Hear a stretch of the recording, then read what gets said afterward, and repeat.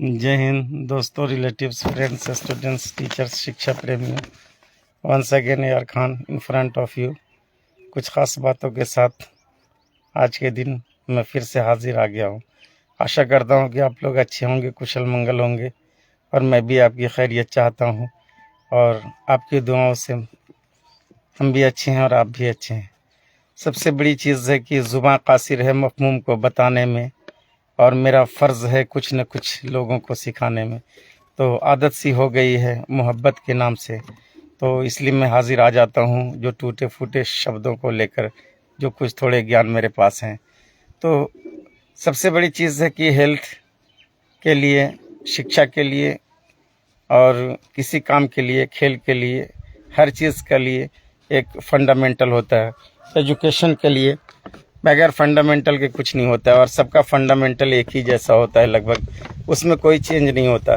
लेकिन दुनिया में लोग कहते हैं कि मैं यूनिक कर रहा हूँ, एंटिक कर रहा हूँ, मैं स्पेशल हूँ, मैं समथिंग चेंज हूँ। ऐसा कुछ नहीं होता है, और जितना कुछ भी है सब कुछ हमारे आगे पीछे जो घूम रहा है वो एक चक्र की तरह है। जैसे वाटर साइकिल होता है, एक बार ज़मीन से जो है आसमान में जो है पानी खींचा जाता है, और फिर उसी पानी को जो है वाष्प बना करके फिर आकाश में ले जाया जाता है, और आकाश से जो है फिर बादल बनता है, और बादल बन करके फिर ज़मीन पे बारिश होती है, और इसी को हम लोग कहते हैं वाटर साइकिल।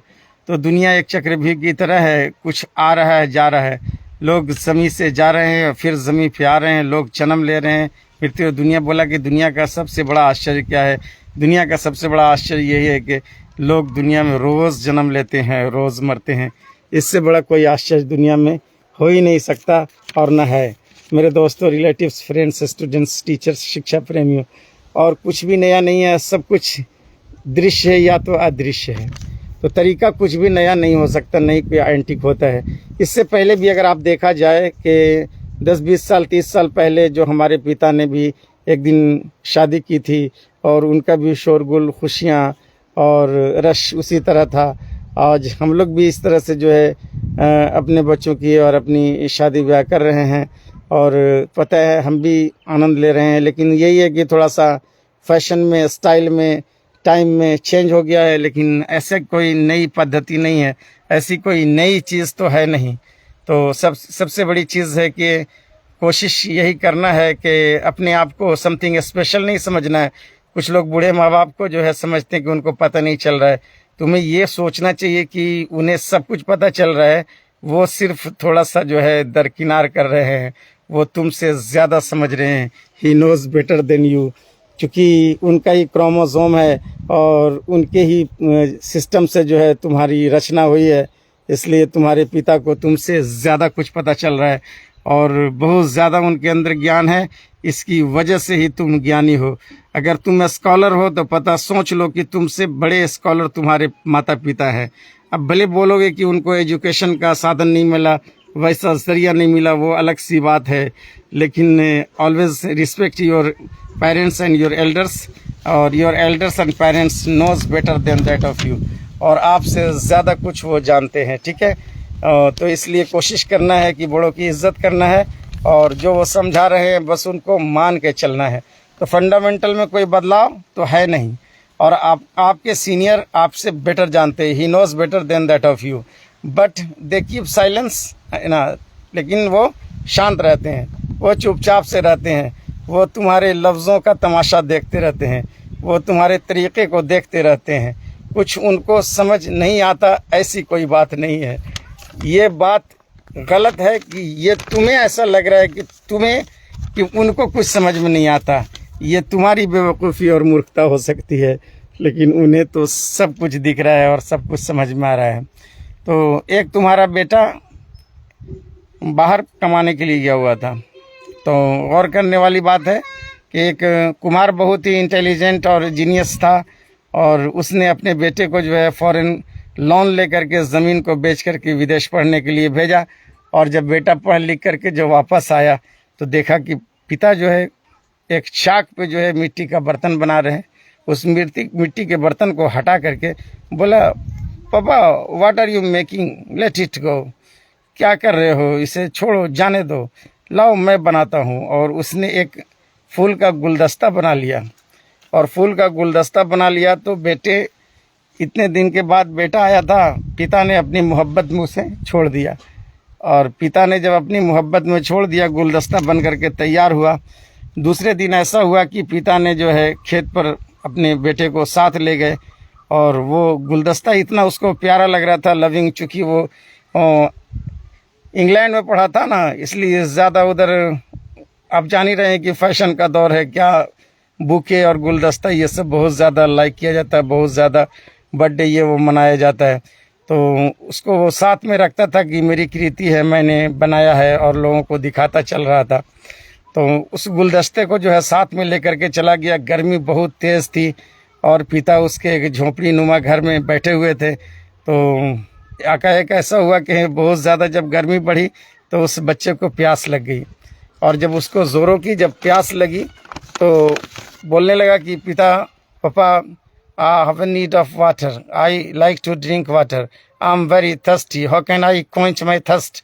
मैं बहुत ज़्यादा प्यासा हूँ, मुझे बहुत ज़्यादा प्यास लगी है। पापा, मैं कैसे अपनी प्यास बुझा सकता हूँ? पापा हरी अप, जल्दी कीजिए पापा, जल्दी कीजिए। तो पापा ने इशारा किया कि देखो बेटा, ये गुलदस्ता है, और ये सिर्फ प्लेजर है, खुशी है, और लेकिन ये किसी की प्यास नहीं बुझा सकती।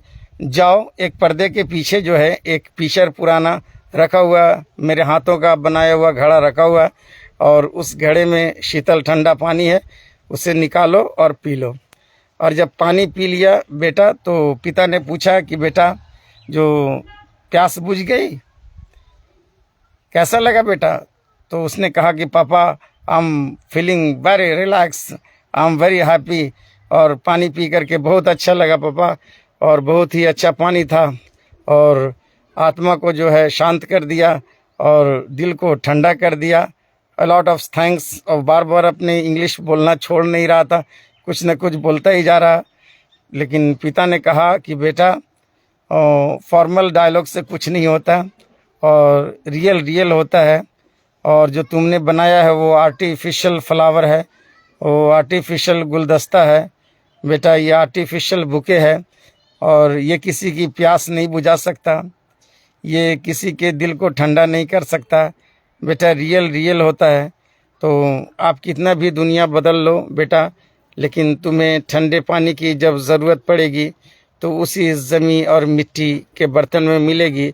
और अगर तुम्हें आज के ज़माने में रेफ्रिजरेटर या और किसी तरह की बहुत सारी पद्धति से जो है पानी कूलिंग किया जाता है सिस्टम में, तो निश्चित है कि इस तरह से जो कूल किए हुए जो पानी है तुम्हारे शरीर के लिए, स्वास्थ्य के लिए हानिकारक हो सकते हैं। लेकिन मैंने जो तुम्हें एक मिट्टी के घड़े से जो पानी पिलाया है बेटा, इस पानी को पी करके आप स्वस्थ होंगे, और कोई इसका साइड इफ़ेक्ट नहीं होगा, क्योंकि आपके लिए जो पानी है यही पानी बेटर है। तो which is the natural, that is accurate for human being and our body. तो आजकल आर्टिफिशियल बहुत सारी चीज़ें हो रही है, और मैं गांव में रहने वाले सभी स्टूडेंट्स, रिलेटिव, फ्रेंड्स से यही कहना चाहता हूं, और अपने देशवासियों से भी कहना चाहता हूं कि जहां भी आपको नेचुरल मिट्टी के बर्तन मिले गर्मियों में, उसका पानी पी करके देखिए, और गांव के पानी की पद्धति का मज़ा लीजिए। फंडामेंटल एक ही है, सिस्टम एक ही है। पानी कल भी लोग पीते थे, और पानी आज भी लोग पीते हैं, बशर्ते बात यही है कि आज ज़्यादा रेफ्रिजरेटर में पीते हैं, रेफ्रिजरेटर से ठंडे किए हुए पानी पीते हैं, और कल घड़े से पानी पीते थे। पानी कल कुएं से भी पीते थे, आज हैंडपंप और बोरवेल से भी पानी ज़्यादा पीते हैं। तो सिस्टम वही है, फंडामेंटल वही है। और जैसे कहा जाए कि that was the time when 9 months it will take in mother womb, and just after 9th month a child born. तो कोई चेंज नहीं हुआ है, नथिंग इज चेंज। सिर्फ आदमी सोच रहा है कि मैं एडवांस हो गया। Nothing is new, nothing is new, everything is that. अगर वो सूरज न निकले, मैं वादा करता हूं कि फूलों का खिलना बंद हो जाए। मैं वादा करता हूं, अगर वो बारिश न हो तो जमीन से कुछ भी पैदा होना बंद हो जाए। मैं वादा करता हूं, कि अगर प्राकृतिक एक नज़र फैल ले तो दुनिया में कोई भी चीज़ नहीं रहेगी। लोग आज कह रहे हैं कि एआई आ गया पूरी दुनिया को कलश में ले लेगा, लेकिन मैं वादा करता हूं कि अगर नेचर ज़रा सा चेंज कर दे अपनी एक्टिविटी में, अगर nature will change the little things in their activity, that everything will destroy, nothing will remain on the earth. ज़मीन पे कुछ भी बाकी न रहेगा, है ना। ज़मीन पे कुछ भी बाकी न रहेगा, बाकी रहेगी तो सिर्फ उसी की ज़ात रहेगी जिसने हम सब को रचा है, जिसने हम सब को बनाया, जिसने ये चांद सूरज ज़मीन आसमां और धरती को बनाया। मैं बताऊं, अब ज़्यादा जब हॉट रेस्ड हो जाएगा तो कोई ज़मीन पे बचेगा नहीं, लेकिन हम लोग उसका धन्यवाद नहीं करते। हर हालत में, हर सिस्टम में हम उसका धन्यवाद करें, उसका शुक्रिया अदा करें जिसने हम सबको बनाया है। और उठते उसका धन्यवाद करें, बैठते उसका धन्यवाद करें, सोते समय उसका धन्यवाद करें। और उसका धन्यवाद ही करने में हमारी भलाई है, क्योंकि उसने ही हम सब की रचना की। और जब वो हमें चाहेगा तो स्वस्थ रहेंगे, जब वो चाहेगा तो हम धनी रहेंगे, जब वो चाहेगा तो हम खुश रहेंगे, जब वो चाहेगा तभी हम दुनिया के किसी कार्य को करने के लायक रहेंगे। तो आइए हम सब मिलकर उस मालिक का धन्यवाद करते हैं जिसने हम सब की रचना की है। जिसकी रचना इतनी सुंदर, वो कितना सुंदर होगा। इन्हीं चंद बातों के साथ यार खान सर आपसे आज के लिए विदा लेते हैं। कल फिर कुछ नई बातों के साथ मैं आपके सामने हाजिर होऊंगा, और इन बातों को शेयर कीजिए, लाइक कीजिए। Thank you. जय हिंद, जय भारत।